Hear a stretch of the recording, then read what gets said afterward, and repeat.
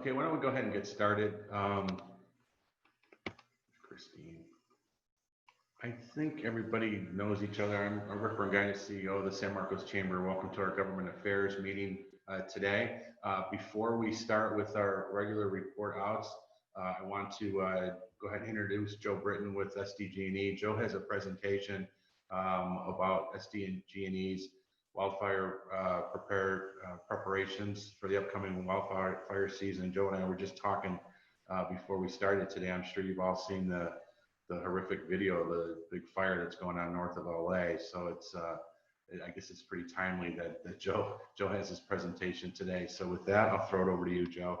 So like Rick said, despite the ongoing pandemic, SDG&E has been working for the past 6 months, really for several years, but really aggressively over the last 6 months to prepare for the upcoming wildfire season. So while unfortunately there are a lot of restrictions on proximity interacting with each other, we have come up with a plan, a pretty robust plan to deal with the upcoming fire season, despite being in the current pandemic situation. So I put together just a brief presentation to kind of give you an update on what we've been working on this year.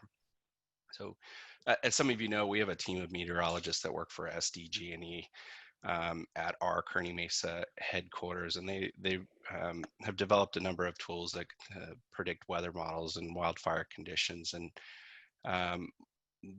we had some fairly positive news from them. They are not predicting a number of significant fire potential events, at least through August. However, given that, the fuel moistures, as you can see just looking in the surrounding hills, are pretty high given all of the rain events that we had over the winter and now the drying conditions. So they're forecasting 2 to 4 red flag warnings September through November, which is pretty traditional wildfire season. So red flag warnings would be those times where the National Weather Service indicates there are extreme fire conditions likely due to low humidity, high wind, and high heat and high fuel conditions out in our backcountry. So many of you may already know, but the utilities in California are required to submit a wildfire mitigation plan annually to the California Public Utilities Commission. This consists of, at least for our program, 55 different areas that we take a look at on how we can prepare our system, both to prevent wildfires and to avoid any potential outage impacts if we were to need to shut the power system off. So our plan, which we got approved in May, is kind of a two-pronged plan. It really focuses on reducing the wildfire risk from our system and then reducing or eliminating the impact of what are called public safety power shutoffs. And that is when the utility turns off power on select areas in order to prevent our system from potentially sparking a wildfire. So usually that entails very high winds, Santa Ana winds. I think last year we recorded one event where we had winds in excess of 90 miles an hour in one of our weather station locations in the East County. So we can experience very extreme conditions when that happens. There can be times when we need to shut off power for public safety. So to kind of minimize the impacts of that, just this year we have began working to underground 135 miles of our system, which is a really ambitious effort. That'll be this year through 2022. We've already conducted a lot of that. We've added 30 weather stations to the 200 we had existing. And if you want to take a look at those, you can go to sdge.com/weather and you'll be able to see all of our weather stations with cameras. And so we have a real good viewpoint situational awareness of the conditions that are happening around the county. What we found is even in a Santa Ana event, the weather conditions can be dramatically different, even a mile down the road. So you can have relatively mild conditions at, say, Cal State University San Marcos, and then just east of the 15, you can have 70-mile-an-hour winds. And so to help mitigate that and just kind of get a better understanding of what's happening out there, we've installed all these weather stations. We've also spent a lot of effort on vegetation management. including the management of 51,000 trees in our system and clearing fuel and vegetation from around those trees, especially those that come into any proximity with our poles and lines. Also initiated a drone program to inspect poles, over 33,000 poles that we identified that needed to be inspected. Those drones are really useful because we can get in areas that are very hard to access. They can't get in there by vehicle and it's difficult terrain for foot. So we're able to go and take a look at our system and make sure everything's secure. And if we do identify certain poles that need to be replaced, we make those a priority and go in and replace those. So in addition to that, we've also begun hardening the overhead system. So these are the translation lines that you see above us, doing things like insulating those, enhancing our camera network. We're also looking at sort of a relatively new technology, particularly as it relates to wildfire mitigation, but the installation of microgrids. And so these are, if you take a SDGE system and look at it as a whole, it would be breaking a very small part of that into its own separate electrical grid effectively, particularly in those high risk fire areas, so that we can keep powering those communities even if the surrounding conditions are pretty extreme. So we've also started something new, particularly for what the CPUC has deemed access and functional needs customers. These are our high risk customers, so medical customers primarily, that really rely on power for things like oxygen or other medical equipment. And so we've been working with those customers, one, to identify them all and get appropriate contact and locations for them, but then also starting to look at a grant program where we can provide generators to some of those customers. And we're really looking to expand that program after this year. It's a fairly new effort. But that way, those customers, particularly with medical equipment they need to keep powered, will have power throughout a public safety power shutoff event. So taking a look at last year, we wanted to kind of gauge, okay, what's our return on investment, if you will, on all of this work. And so last year was a fairly robust end of the year event for large Santa Ana events and extreme weather conditions. So we took a look at those. It was 2 weeks really in November where we had those extreme wildfire conditions last year. And then we layered on, okay, what's all the work that we've been doing this year in preparation for 2020, and what difference would that have made? And what we found is we would have reduced the number of public safety power shutoffs this year as compared to last year by 31%, given you have exactly the same wildfire conditions. So we are seeing a lot of progress in the fire hardening of our system to avoid having to shut off power wherever possible. Finally, we've been really enhancing our helicopter fleet. You've probably seen some, these helicopters have dropped a number of times in the San Marcos area. But we currently have 2 Airbus helicopters. Those are primarily used to inspect our system and lines.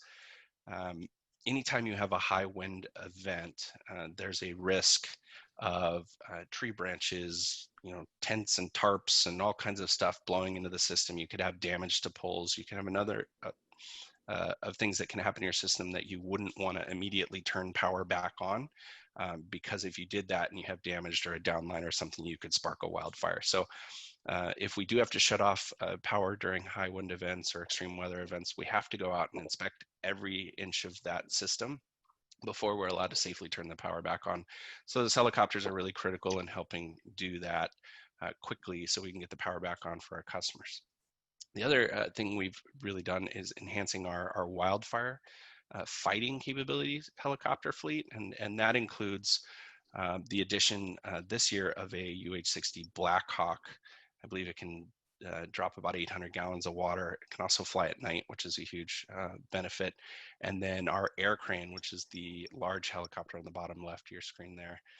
We've had that for a number of years. It is a full-time asset in San Diego County. It's dispatched by CAL FIRE, and it can drop 2,650 gallons of water on a fire. It's already been dispatched multiple times this year. There was an incident maybe about a month ago in Otay Mesa, and both of those helicopters were called on by CAL FIRE to help suppress that fire, and we were able to keep that fire manageable as a result of these resources, and of course, what the county and the cities have at their disposal in CAL FIRE. So it's been a huge asset to have these firefighting resources, and it's been a great partnership with the county and CAL FIRE.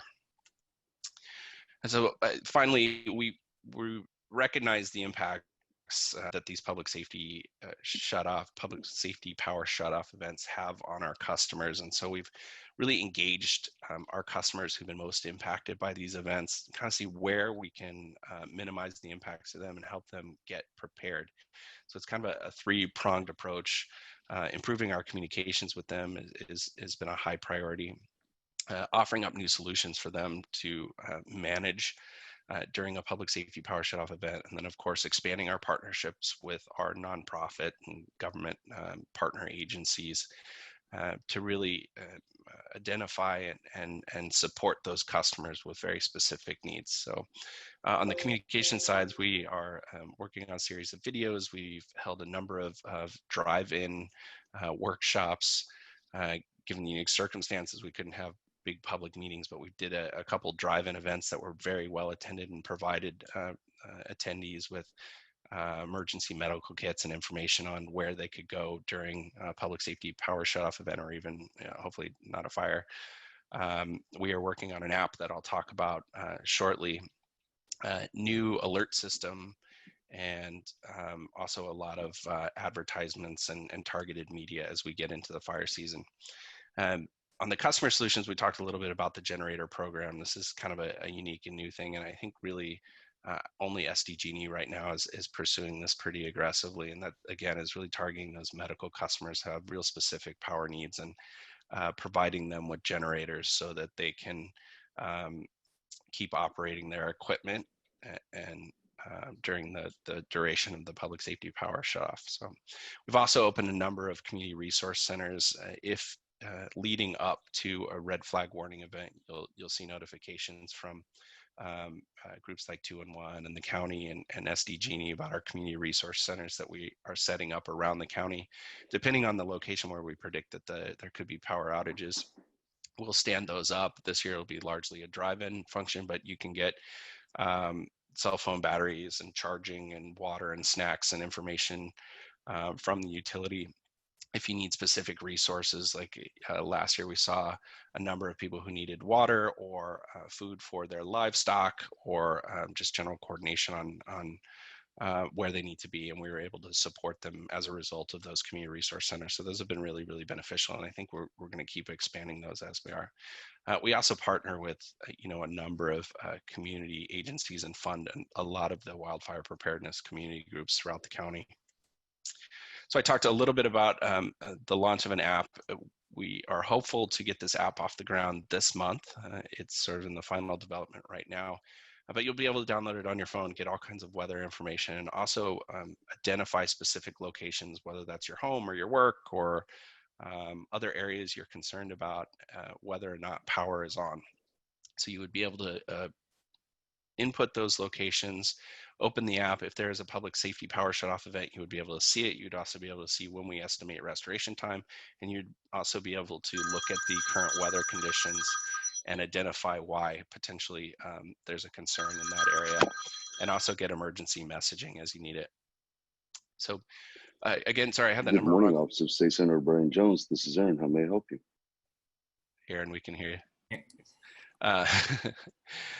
Finally, so on the community partnership side, we partner with 400 community-based organizations to really address the needs of a diverse group of residents and their concerns. So this includes 211, the county Office of Emergency Services.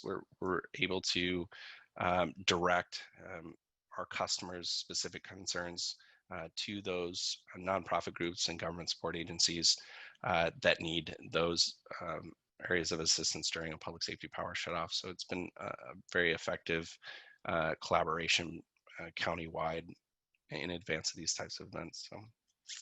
So we talked a little bit in the beginning, but it's been a unique year. Obviously, we are not able to do things like hold large town hall meetings or meet in large groups, which would be typically how we manage an emergency. And so we've really had to get creative in doing remote emergency operations preparations. We've been training for months trying to set up our system so that we can manage it given the current environment. And also making sure that all of those resources that we provide to the community, we can still do that. It's going to look very different. As you can see in some of the images, the drive up resource centers and things like that, where you typically would go in a community center and get something. Now you're going to have to drive up, or we may actually drive to you if there's a need. So ultimately, kind of the top line things we discussed today and we wanted to share with you guys is really, stressing that we are working to both make sure our system never causes a wildfire, and then also reducing the impacts of our public safety power shutoffs. And we've seen a pretty good result as from those efforts that we've done. We're adding more weather stations and also looking to sectionalize our circuits, which it's kind of a cool technology, but so many times circuits can be 5-10 miles long, and on one end of the circuit you could have extreme wildfire conditions, and the other end of the circuit you could be in the middle of an urban area that is not threatened obviously by wildfire. And so by breaking that circuit up, we're able to control power on just a small portion of the circuit, whereas 5 years ago we would have to turn off that entire circuit because one end of it was experiencing extreme wildfire conditions. We've also looked into falling conductor protection and high-speed relays. And this is, again, another newer technology, but it's the ability to detect a falling line before that line actually hits the ground. So say a tree blows into a line and that line were somehow to break and fall toward the ground, our system through this falling conductor protection program would detect that break within a millisecond and turn off power before that line can even hit the ground. So it would be de-energized by the time it falls into, say, a grassy area, and that way avoid starting fires. We've assessed 30,000 poles with drones. It's kind of a cool program. I think we just stood up a couple years ago. Microgrids are a new thing. We're looking at several locations primarily in the far east county for microgrids. And we've really made a priority on vegetation management leading up to this year to ensure that there's adequate clearance and brush clearance around our equipment, so that really reduces the risk of any fire starting. So with that, thank you very much. I appreciate your time. And if you ever have any questions about our work in the wildfire area, please feel free to reach out to me. If you have any questions, I'm happy to answer them as well. Thanks, Joe. Appreciate it. Yeah, we've lived here now for 10 years, and it seems like there's been so many advances in wildfire safety, and to me, it just seems like there's so much more collaboration between utilities and fire and police, and then across the board from city, county, state. So thanks for everything that you're doing. I do have a question, because we had I don't know if it was last year, maybe it was last year, a couple years ago, a couple businesses that did end up losing power. And so I guess my question is from a warning standpoint, what do you suggest they do, or how much warning do they get? How can they best prepare for when they're going to lose power? That's a good question. So to address that, what we've done is really expand on our meteorology team and working with the California Public Utilities Commission to identify those appropriate notification times when we start to see conditions on the horizon that may lead to a power shutoff. So that now starts at 72 hours out from an event. So our meteorologists will say, in 72 hours, we expect to see Santa Ana winds in this category and high fire risks. And that triggers our first notification. And it goes to all of our government partners and nonprofits. And then as we progress through that, there are different milestones, the 72, 42, or 48, 24-hour marks. And at the 24-hour mark, we have a pretty good sense that there's a significant weather event coming, and we have an automatic notification system that we can identify all of the residents and businesses within a defined zone that we think there's a potential for a public safety power shutoff, and they'll get an automatic message, both a call, I think we're working on text, email, and in addition to that, the adjacent communities get notified, and this is where San Marcos often falls into it. We're required to notify not just those areas where we think we may have to shut off power, but any adjacent communities as well, which does cause a certain amount of alarm. So we're really working to refine those messages, but everyone should be notified at least 24 hours before there is any potential to shut off power.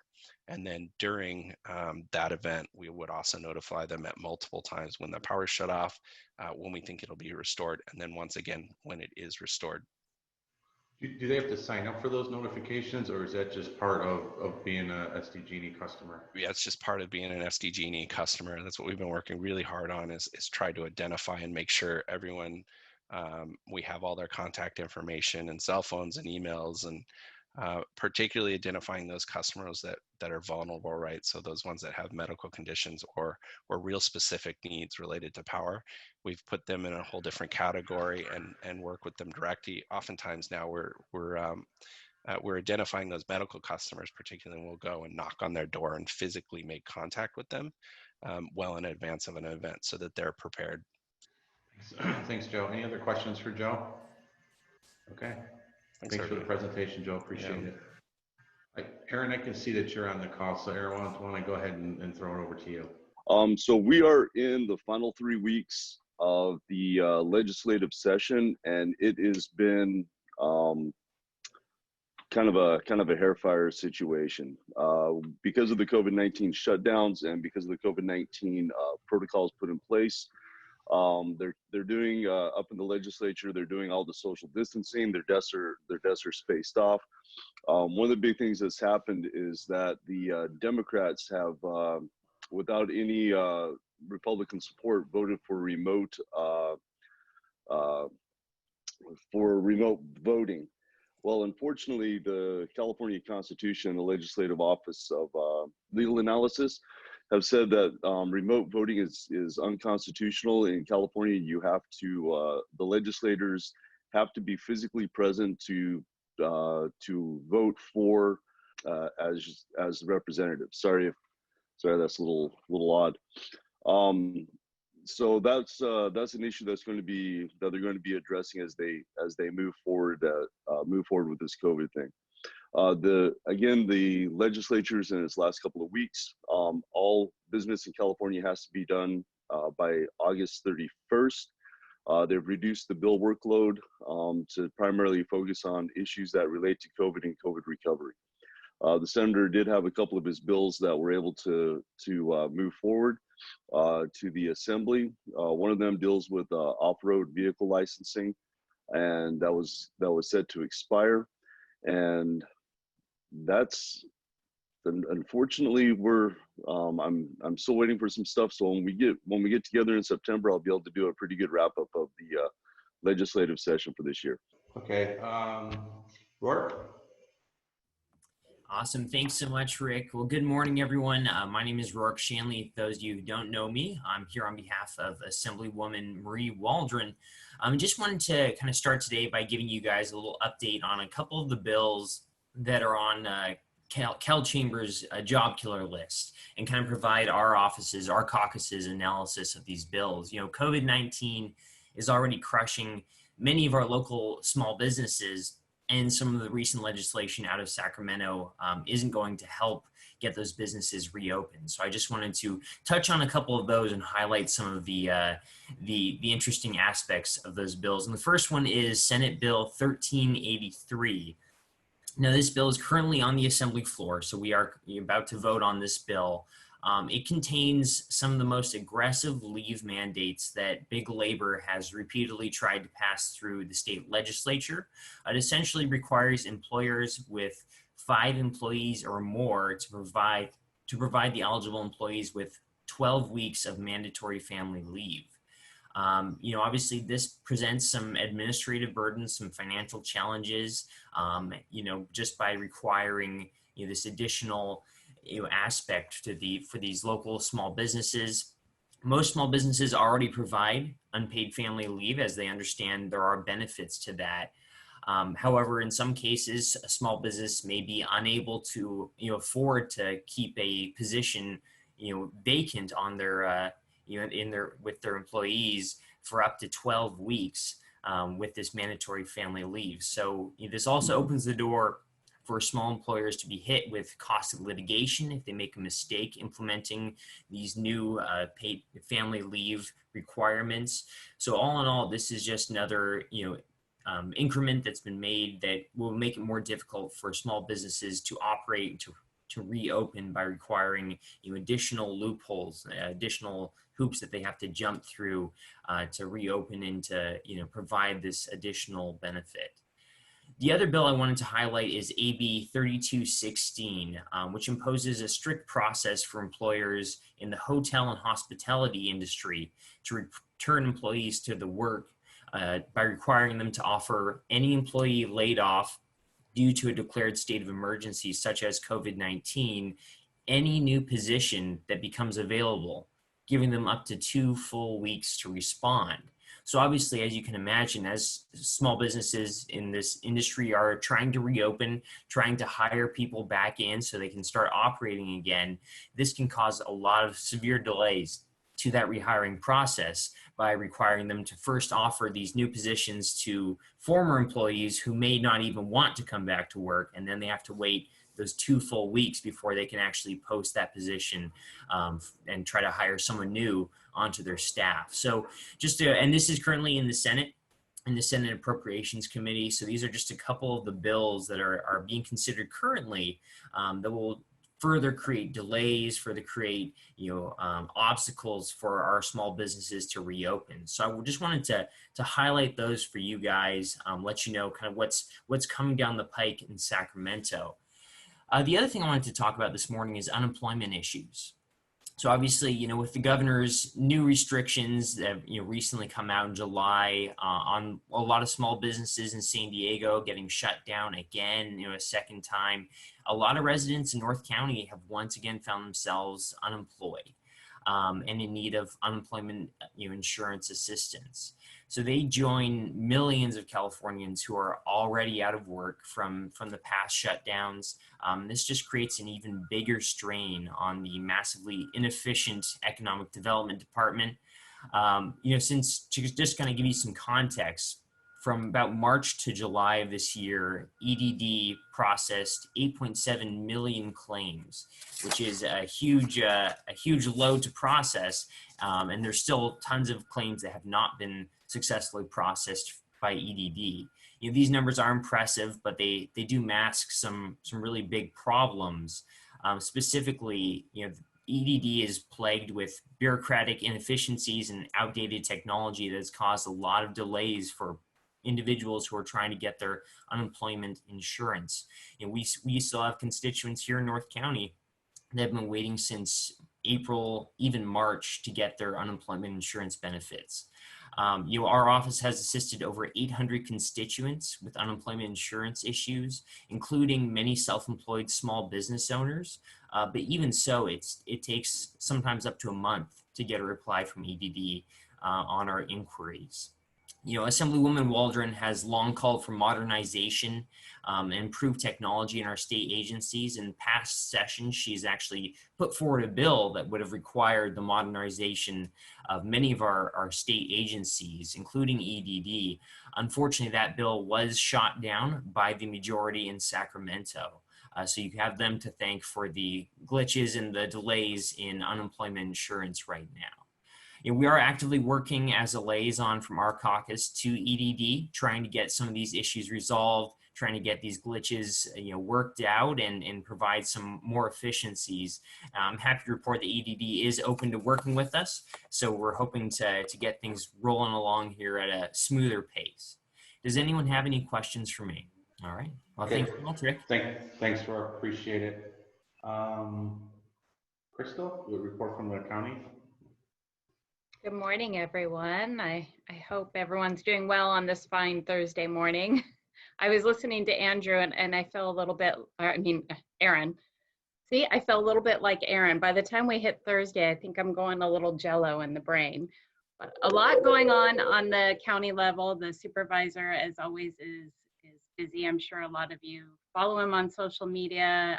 We have a lot of podcasts and interviews and tweets and all that good stuff coming out because there's a lot going on. We're in budget season right now, so typically budget would be over, but the month of August, because of COVID, is our budget season.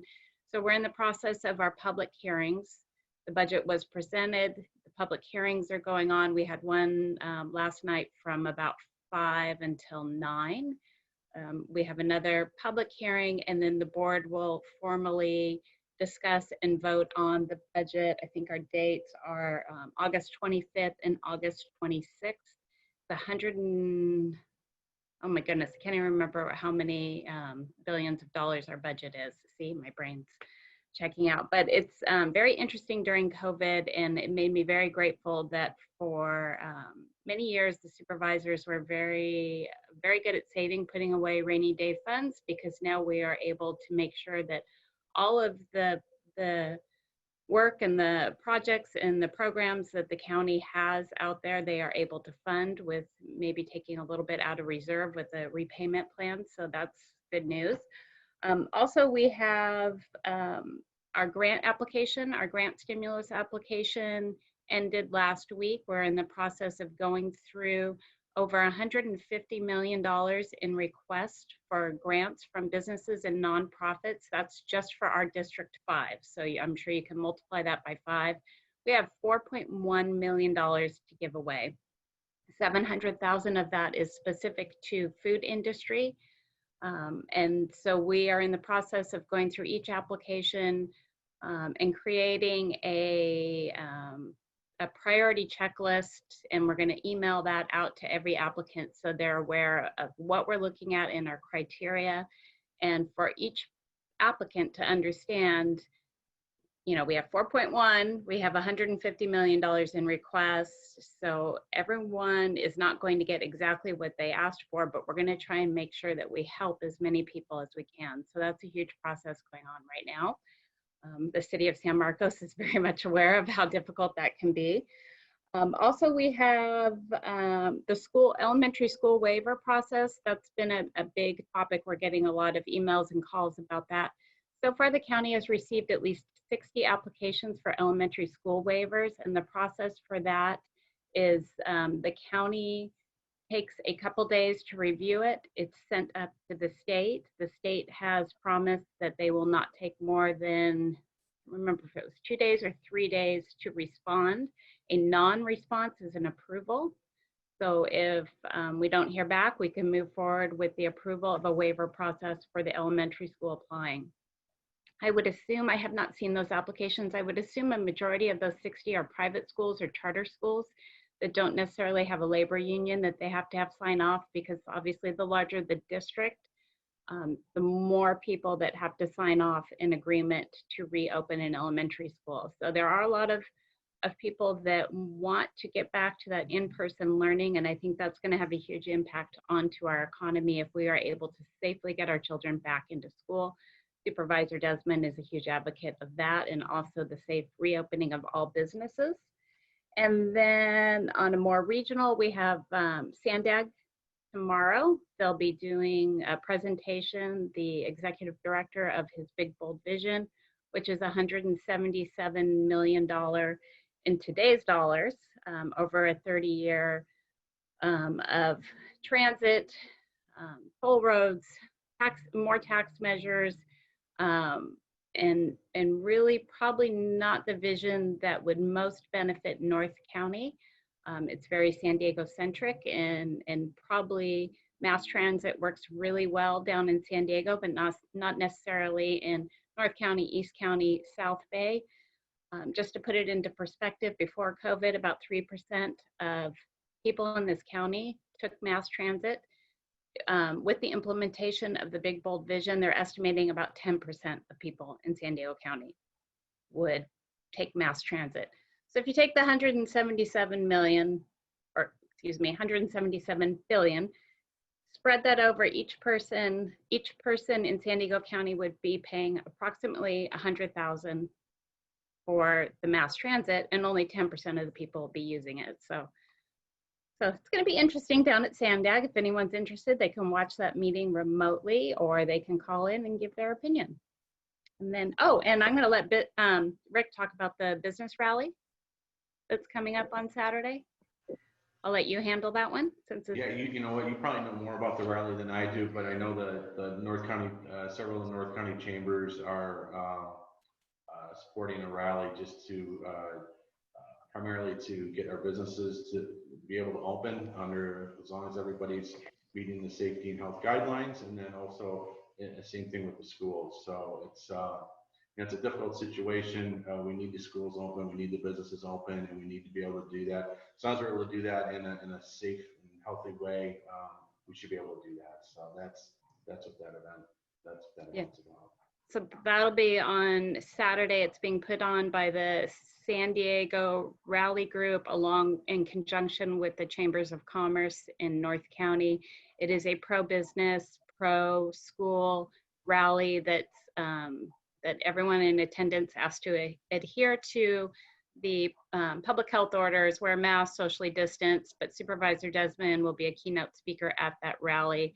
And then I think it's 9:30, speakers start at 10 and over at 12, and it's at the shops in Carlsbad. They have a nice big parking lot, so no one's streets are impacted. We don't want any businesses more impacted than they already are. So if you have any questions about that, reach out to Rick or myself. And I'll let Sean talk about the testing site at Cal State San Marcos. Hopefully that's going well. So if there's no questions, you can always call me or shoot me off an email. Thanks, Crystal. Before I forget, I want to thank everybody that was, I think it was 2 weeks ago, we did our Make Sure Elected Officials event, and Senator Jones, Supervisor Desmond, both attended. I know Assemblymember Waldron had a conflict and wasn't able to make it. And of course, Mayor Jones and the entire City Council of San Marcos also attended. And thanks also to SDG&E, Joe, for being one of the sponsors of the event. So it was you know, like everything else, it has to shift to being virtual, but I still think it was, still think we were able to pull it off and make an impact, have a successful event for our members and for everybody that was involved. So several of you were involved with it, so I didn't want this meeting to get by without thanking everyone for participating. Tess, let's go to you next for a report on from the city. Sounds good. Hi, everyone. I'm Tess Sangster, Economic Development Director for the City of San Marcos. Just a few things to update everyone on. On Tuesday, we had a City Council meeting, and the Council formally adopted a resolution to accept the funds from the state's Department of Finance for COVID relief dollars. And so we actually turned about $900,000 of that over to our loan program, and we're able to turn quite a few of our loans into grants. So 100% of our tier 1 businesses, which are businesses that are most affected by COVID, got a grant instead of a loan. And then 60%, yeah, and the chamber was one of those.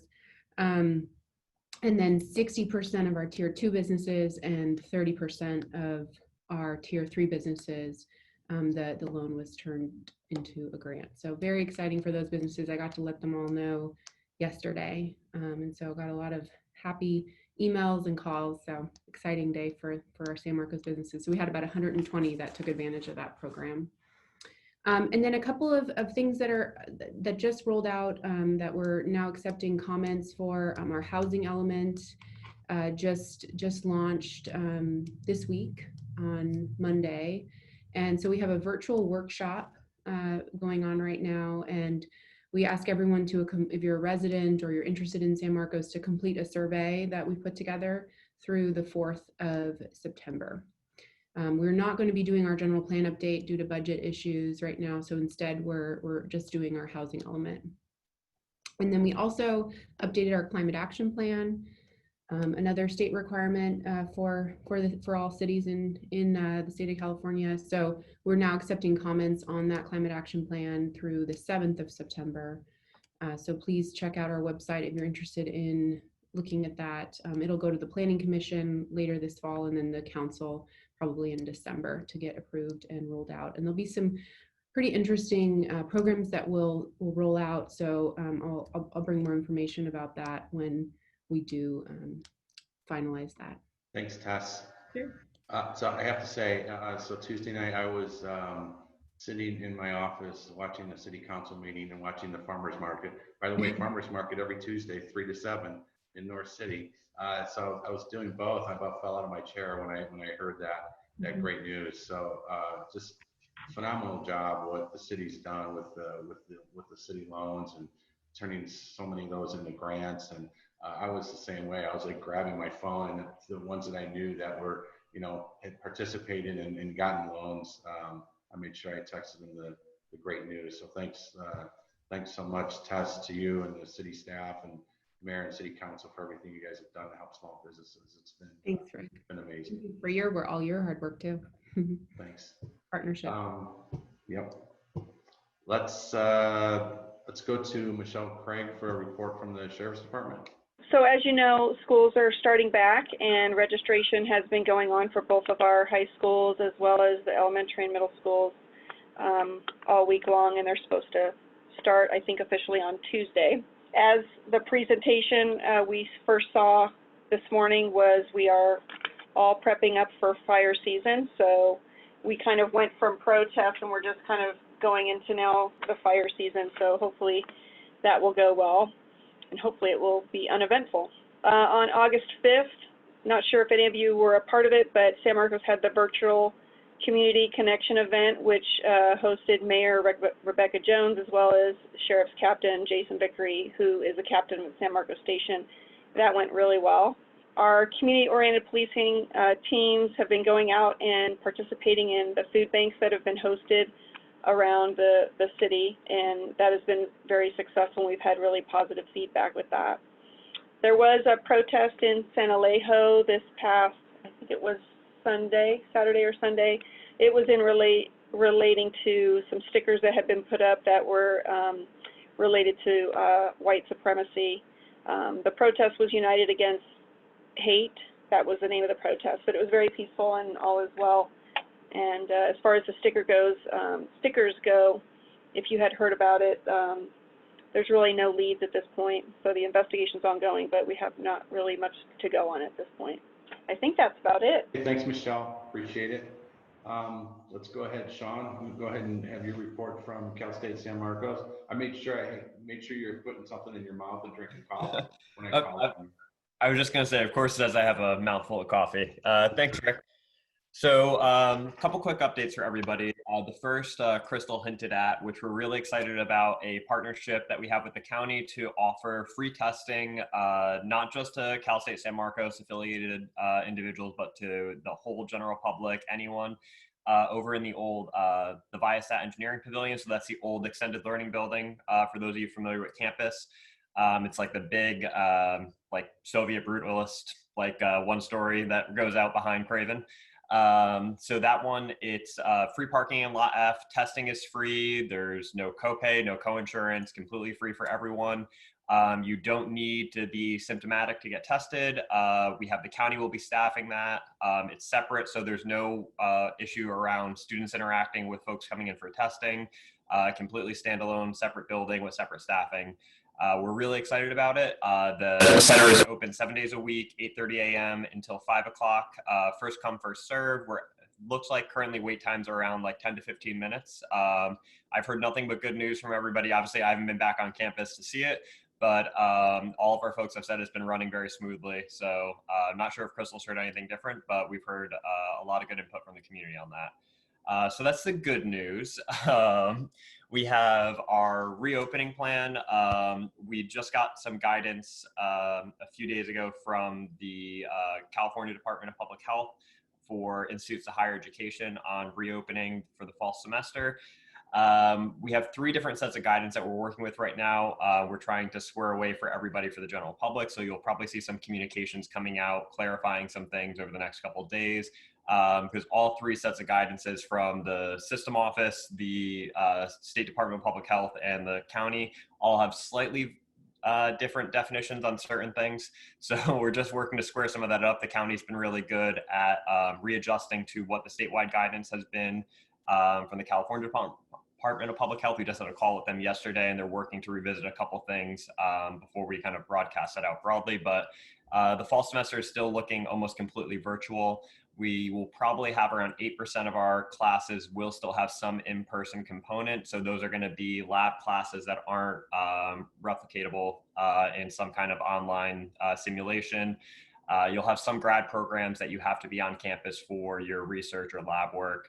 But we anticipate really minimal amount of students that will physically be on campus throughout the semester, and we'll have strict social distancing enforced for those that are. In the dorms, we are down from, we expected south of 600 originally. I think we had like 550 originally signed up for housing. That's down now to around 200 and change that we will actually be expecting back on campus in residential housing. Most of those are international students and housing insecure, but we aren't strictly limiting it just to those two categories. We have, and that also goes into the second piece of somewhat murky news, is on the state budget side. You know, we did have a significant cut from the state. The CSU saw a $299 million cut to our just around $5 billion allocation from the state. So that's a significant and permanent reduction to our baseline funding. We did get some backfill from the CARES Act. So campus, we received around $16 million split evenly between institutional support and funding for students. We were hoping to have something out of DC on a second round of Institute of Higher Education stimulus funding. There was a $47 billion ask for higher education nationwide. Most of that materialized in the HEALS Act and the HEROES Act, but obviously neither one got across the finish line in the other chamber. So we're looking at, short of some additional funding from Washington, we're looking at around a $19 billion shortfall just for FY 2021. And that's with support from the CARES Act. So 21-22 is going to be a challenging year for us. And we'll probably have some more updates on that in September, but just wanted to put that all on the radar for you that, you know, we have obviously with everyone here in North County facing some challenges from COVID. We've faced some particularly tough challenges. Housing alone, we've lost, I think, around $2 million in revenue just this year. So those are some things we're looking at as we start the fall semester. And I'll make sure I'll keep you all updated as we hear, hopefully some good news moving forward into the fall. So any questions on reopening? I know I'm happy to answer. I've gotten a couple of constituent questions from some offices. I'm happy to answer those individually or on here. And I wanted to offer as well, we've been working with some folks on, I know a lot of our electeds have been hosting virtual town halls. So we're working over the next couple of weeks for a couple who have asked. We're making folks from campus available, including the president, to do virtual town halls with your constituents to just let them know a little bit more about what reopening is going to look like, you know, what the fall semester holds, and answer any questions that they might have. So wanted to make that offer again to anyone that's here, and you know, reach out to me. Y'all have my contact if you need anything. Eric? Yes, I have a question. What is your turnaround time for the free testing, and what is your follow-up program for those who test positive? So that I will actually kick over to Crystal because that is county staff that are handling that. But I do believe it's around 15 minutes in and out once you're there. It's as far as I knew, it was a couple days turnaround for the test results, 3 to 5 typical. But I know in some of the peak periods or peak testing sites, we can see longer times. But I don't know if Crystal's got any more than that. Oh, that's exactly right, Sean. It is county administered. Cal State San Marcos is hosting it, so we're very appreciative of that. But it's like Sean said, a quick test. 15 minutes in and out. 3 to 5 business days are the typical response for the results. Some come faster, some are lagging depending on how many tests are being sent or if there's a backlog from other locations. And then because it is through the county, if it is a positive test, contact tracers will be reaching out to try and figure out who else needs to be contacted. And then direction on all the instructions on how, if you are not symptomatic, how long you need to stay at home and isolate. If you're not able to isolate safely, the county will assist in that. So all those protocols will be followed by county employees.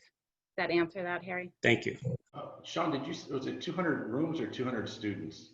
Oh, 200 students. So I think, and that number is changing like daily as we have everyone shuffles around their housing the last few weeks before the fall semester starts. So I think we're looking around 230 was the last time I had an update on that. They are spaced out, so no, you're not having like the dorms like I feel like the like back in my day, it's not like the four students crammed into a room. We're limiting one student per bathroom, so no one's being asked to share facilities with a stranger. That you have we have plenty of room now because we are virtual, so there's a very reduced need for housing.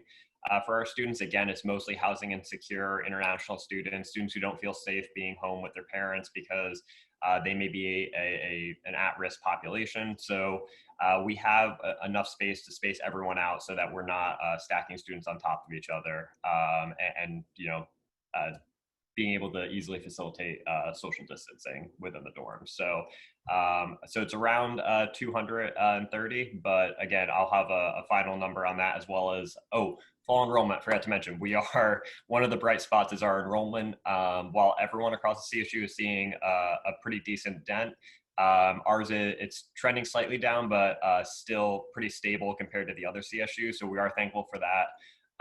We'll see how that holds in the final head count and fall census, but fingers crossed, looking not terrible, which I think is the measure for pretty much any news right now during COVID. If it's not terrible, it's good.